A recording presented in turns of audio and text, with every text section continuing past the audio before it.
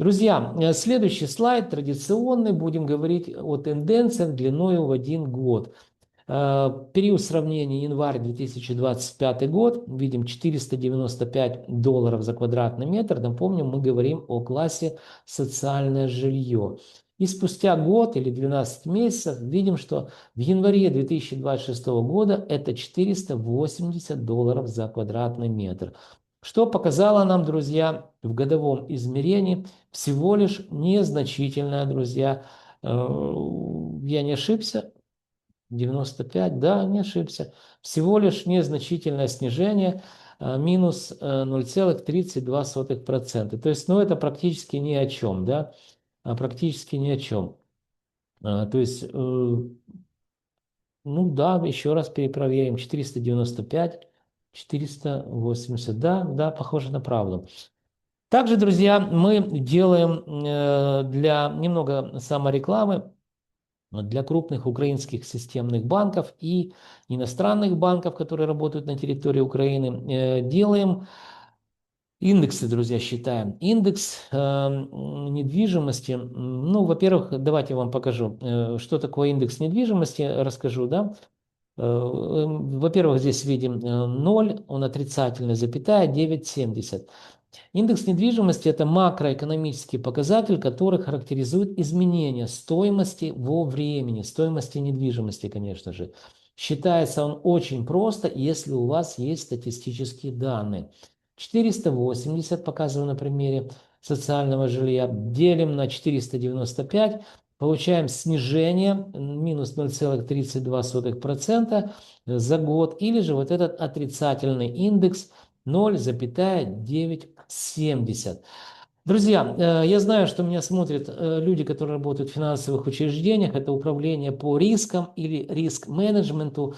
Данные специалисты очень хорошо знают, как меняется стоимость денег во времени.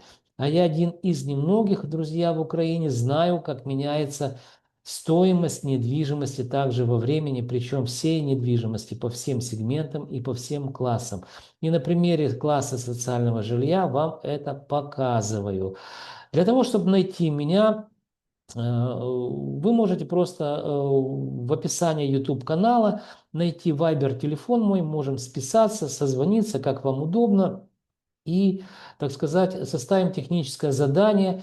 И я и компания Alim Consulting будем делать ежеквартальные отчеты. Это исследования, которые будут показывать вам, что происходит с недвижимостью, под которую ваше финансовое учреждение выдало финансовые какие-то средства. То есть кредитный портфель весь с недвижимостью. Вы будете отслеживать, что происходит с недвижимостью, растет стоимость или же снижается.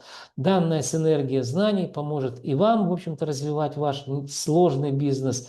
Ну и мне заниматься, естественно, наукой, и компания Lim Consulting также развиваться. Друзья, переходим, наверное, к следующему слайду. Да? Запомните, что минус всего лишь за год 0,5%. Теперь мы уже подводим итоги.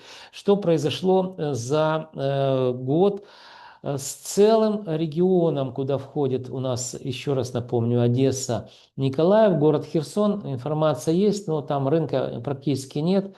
Там реально беда-беда. Ну, там территория, которая настолько сильно обстреливается, что там просто, ну, там нет рынка недвижимости, хотя люди там что-то выставляют, какие-то данные есть. Итак, давайте подведем итоги. Январь 2026 год на примере класса социальное жилье. Одесса $735 за квадратный метр. Рост в годовом измерении 4,26%. Город Николаев. Снижение видим, что-то не бьется цифрами, 400,